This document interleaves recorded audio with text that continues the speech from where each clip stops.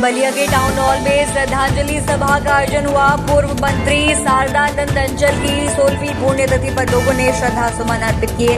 कार्यक्रम में सनातन पांडे सहित कई नेता वहां पर मौजूद रहे। अब सुनते हैं जयप्रकाश अंचल इस पर क्या कह रहे हैं।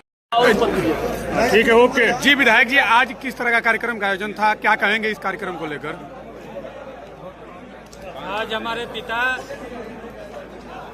गरीबों, मजलूमों, शोषितों, पीड़ितों की आवाज सदैव गरीबों के लिए सड़क से लेकर के सदन तक संघर्ष करने वाले जननायक शारदानंद अंचल जी की आज 16वीं पुण्यतिथि यहाँ बलिया टाउन हॉल के मैदान कैंपस में मनाई गई है, जहाँ पूरे जनपद के तमाम अंचल जी के विचारधाराओं को अपने से जोड़ करके उनके संघर्षों के साथी रहे, उनके दुख सुख के साथी रहे।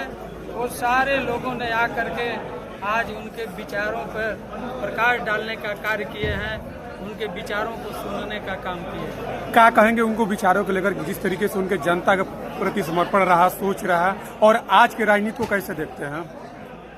देखिए, आज की राजनीति और कल के राजनीति में काफी बदलाव हुआ। उनके जमाने में पाक शाख राजनीति थी और उन्होंने निश्चल रूप से, चाहे किसी जाति वर्ग समाज के लोग हों, अगर उनके पास गए हों तो जितना उनको चल करके उसकी मदद करने की आवश्यकता होती थी, उससे भी अधिक चल करके वो लोगों की मदद करने का काम करते थे। उनके अंदर न कोई छल था, न कोई भेद था, न कोई भाव था। यानी अनवरत अपने जिंदगी को पाक साफ राजनीति में खपाने का काम किया था।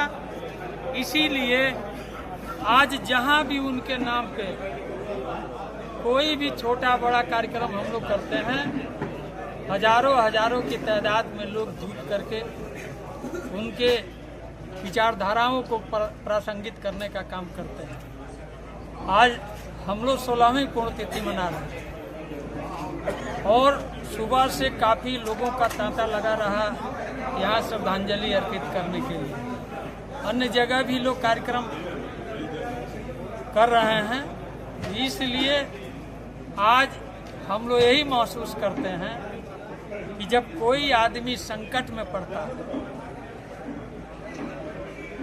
और काफी परेशानी उसकी बढ़ जाती है, उसके कार्य नहीं हो पाते हैं, वो प्रताड़ित समाज में किया जाता है, अधिकारी द्वारा प्रताड़ित किया जाता है, उसका कार्य नहीं हो पाता है, तो कहीं न कहीं वो अपने को अंचल जी के अभाव को जरूर स्मरण करता है कि काश अगर अंचल जी रहे होते तो हमारे लिए इतनी दिक्कतें नहीं होती, हमारा काम फौरन हो जाता। इसलिए कि जो भी उनके पास गया, उन्होंने पूछा कि क्या है, उसकी बात सुने, फौरन चिट्ठी लिखना, उसके लिए संबंधित अधिकारी को टेलीफोन कर देना, ये कह करके उसे विदा करना, ये चिट्ठी लेकर के जाओ, दे देना, हमने अधिकारी से बोल दिया है, अगर तुम्हारा काम नहीं होगा तो मैं तुम मुझे बताना, मैं पुनः उससे बात करने का काम करूंगा। यानी ये हौसला, ये जज्बा पीड़ितों को देने का काम करते थे। तो आज वैसे महामानव की आवश्यकता है जो आज खटक रहा है, हम लोगों को भी खटक रहा है।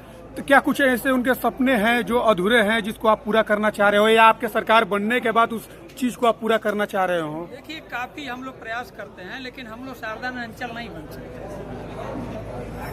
हम उनके विचारधारा को पहुंचाना चाहते हैं जन जन तक, कि जो जिस पद चिन्हों पे चल करके, जिस संघर्षों में उन्होंने अपने को पाला बड़ा किया और आम जनता के लिए समर्पित किया, आज उस चीज की आवश्यकता है। इसलिए कि युग बदल रहा है तो व्यवहार भी बदल रहा है। अब वो दिन हम लोग देखे हैं, बहुत छोटे छोटे थे, इमरजेंसी लगी हुई थी और इमरजेंसी में बहुत प्रेशर था शासन प्रशासन का। जब भी कोई बात होती थी 2 दिन पर 4 दिन पर 5-5, 10-10 गाड़ियां लेकर के फोर्स दरवाजे पर दस्तखत देती थी कि अंचल जी कहाँ हैं, उनको गिरफ्तार किया जाए। उन्होंने 19 महीने तक लगातार मीसा में बंद रहे, जेल काटे, और उसके बाद भी उस समय इतनी सुख सुविधाएं भी नहीं थी, बहुत अभाव था। और खासकर हम लोग बलिया के एकदम पश्चिमोत्तर इलाके से आते थे, अच्छी रोड भी नहीं थी, कई कई घंटा बलिया पहुंचने में लग जाता था, और जो बलिया आ जाता था उसको जाने में दिक्कतें हो जाती थी, यानी उसको ठिकाने की आवश्यकता होती थी कि हम रात कहाँ बिताएं। तो ऐसी परिस्थिति में उस समय हर जन तक, हर परिवार तक अपनी एक पहचान बना पाना बहुत कठिन था। आज तो अच्छी रोडें हैं, सबके पास साधन है, छोटा नहीं तो बड़ा नहीं है तो छोटा तो साधन है, लेकिन उस समय साधन का अभाव था। गांव गांव में पैदल चल करके वो लोगों के दुख सुख को बांटने का काम करते थे। आज इसीलिए जिनके दुख सुख के वो साथी थे, आज उनके स्मृतियों को प्रणाम करता है। जहाँ भी कार्यक्रम होता है बेहिचक अपना काम धंधा छोड़ करके वो अपने साधन से, अपने संसाधन से वहाँ पहुँच करके जननायक शारदानंद अंचल जी की स्मृति को प्रणाम करते हैं। उससे पुष्पांजलि लिया।